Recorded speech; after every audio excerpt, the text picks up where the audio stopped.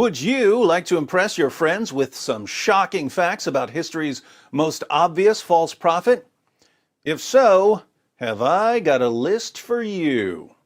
YouTube's new and improved, more Sharia-compliant terms of service go into effect today, and what better way to celebrate than by wreaking a little historical havoc on the trust and safety team's favorite pet prophet.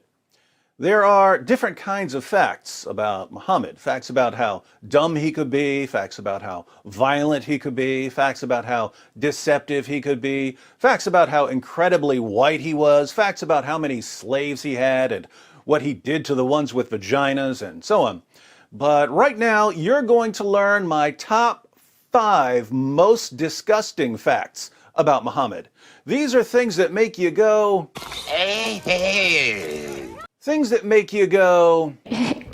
Oh, am I right or am I right? Things that make you go... I think there should be some sort of reward for people who can make it through all 5 facts without vomiting. How about bragging rights in the comments section? Side note to the Muslims who are watching, I would love to see you explain fact number 1. Just remember, if you get mad, you're not getting mad at me, you're getting mad at the facts, all of which will be proven directly from your most trusted sources. So, defend your prophet, if you're able. Now, 4 out of the 5 nauseating facts you're about to ponder are unknown to almost everyone, especially to Muslims. Only one of them is slowly becoming common knowledge. This means that if you share these facts with your Muslim friends, 4 out of 5 of these facts will be almost completely new information to them. I would have liked to have this entire video be unfamiliar facts about Muhammad, but as much as I wanted to shine a light on Muhammad's secret pile of dirty laundry, I couldn't leave one somewhat well-known fact off the list. So let's go ahead and start with the one fact on my list that lots of Muslims and non-Muslims have heard about in the past decade or so. The number 5 most disgusting fact about Muhammad is Muhammad had sex with a prepubescent 9-year-old girl. We've been through the passages on Muhammad's relationship with Aisha 100 times, but just in case someone recently arrived here from the Andromeda Galaxy, let's read one. Sahih al-Bukhari, 5133. Narrated Aisha that the Prophet wrote the marriage contract with her when she was 6 years old, and he consummated his marriage when she was 9 years old, and then she remained with him for 9 years, i.e. till his death. The Muslim sources report that Aisha was playing on a swing when some women came to get her and take her to her husband. She was carrying her dolls as they led her to Muhammad's house, and we know how things must have unfolded once she got to his house. Clearly, he laid her down, took away her dolls, climbed on top of her, and forced his penis inside her. She didn't understand what was happening because no one bothered to tell her about sex.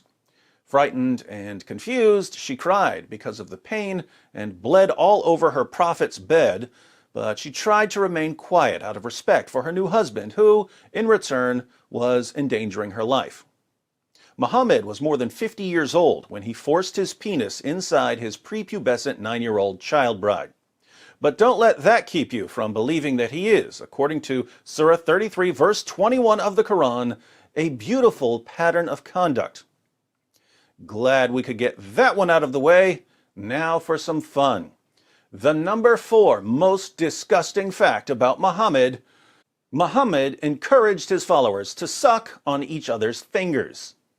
Islam is the only religion I'm aware of that promotes finger sucking. Sahih al-Bukhari, 5456. Narrated Ibn Abbas, the Prophet said, "When you eat, do not wipe your hands till you have licked it or had it licked by somebody else." Sahih Muslim, 5294. It was narrated that Ibn Abbas said, "The Messenger of Allah said, when one of you eats some food, let him not wipe his hand until he has licked it or had it licked." Why did Muhammad want his followers to lick their fingers and to lick each other's fingers?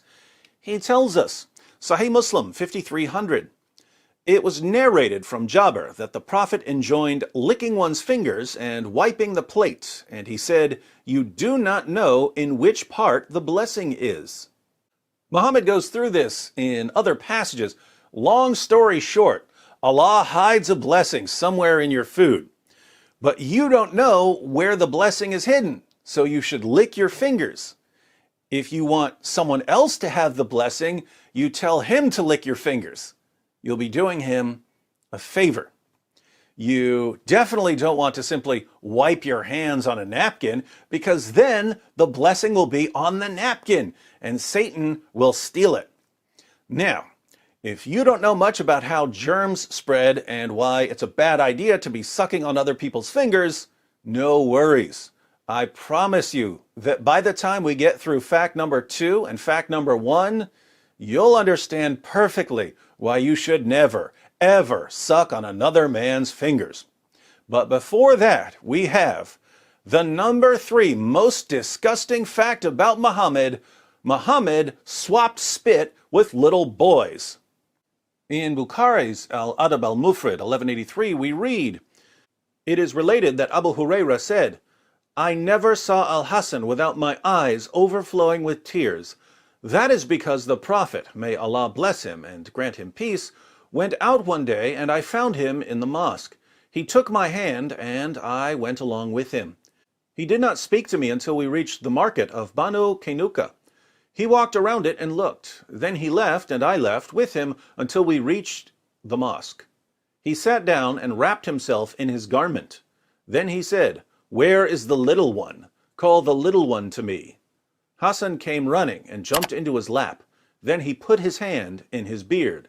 Then the Prophet, may Allah bless him and grant him peace, opened his mouth and put his tongue in his mouth. Then he said, 'O Allah, I love him, so love him and the one who loves him.'"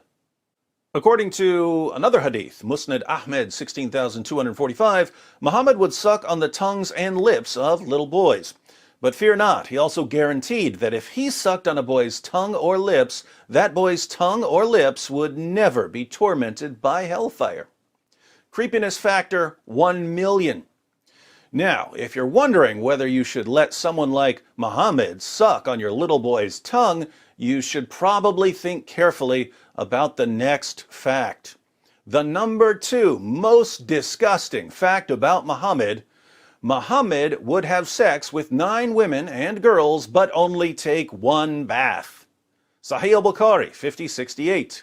Narrated Anas, the Prophet used to go round, have sexual relations with all his wives in one night, and he had 9 wives. Sahih al-Bukhari, 5215. Narrated Anas bin Malik, the Prophet used to pass by, have sexual relation with all his wives in one night, and at that time he had 9 wives.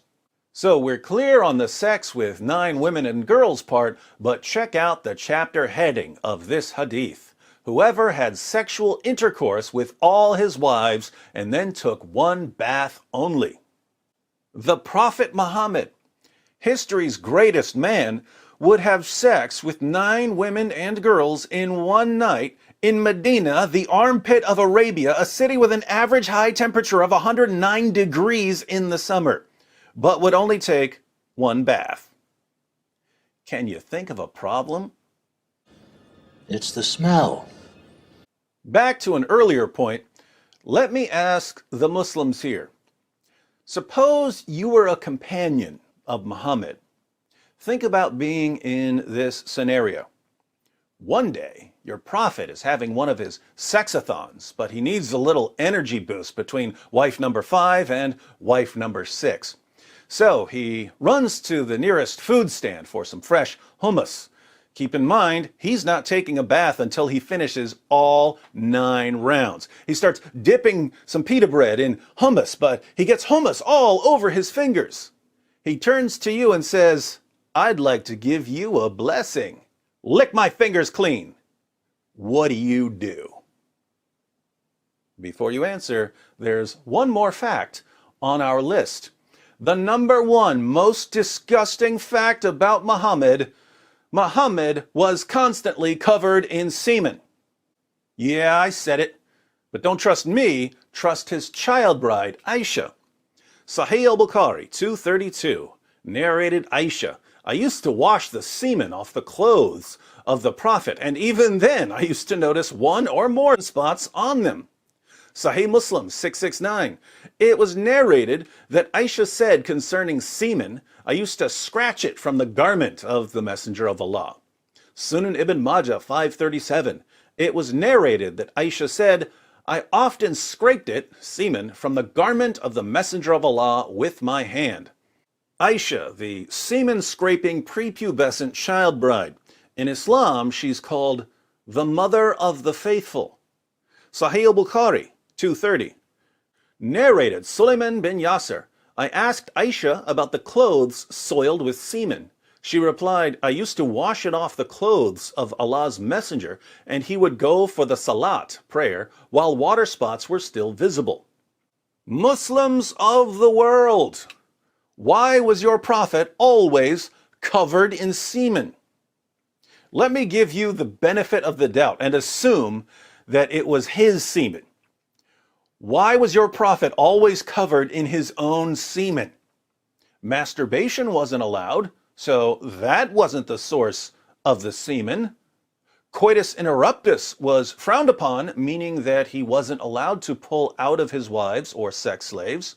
So where was all of this semen coming from? The most charitable conclusion here, if I'm being very, very generous, is that Muhammad must have used his garment, even the garment he would wear to the mosque, as a rag to wipe off his prophet penis after having sex. That's the nicest conclusion I can draw. Trust me, the other conclusions I can draw are much, much worse.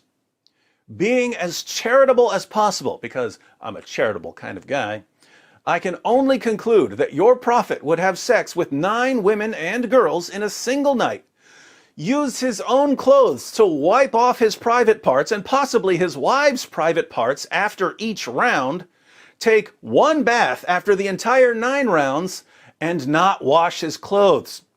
Then he would put his clothes on and get ready to head to the mosque. And Aisha, the semen-scratching child bride, would see the semen stains all over him, so she would stop him and try to scratch off or wash off as much as she could. Muhammad would then go to the mosque with wet spots still visible on his clothes. Would you want to be around this guy? Would you want to give him a hug and have his clothes pressing up against yours? Would you want to suck on his fingers? Would you want to suck his fingers clean after lunch? Would you want him sucking on your toddler's tongue? Would you want him marrying your prepubescent daughter? Have you ever met anyone in your entire life who was filthier and more disgusting than Prophet Muhammad?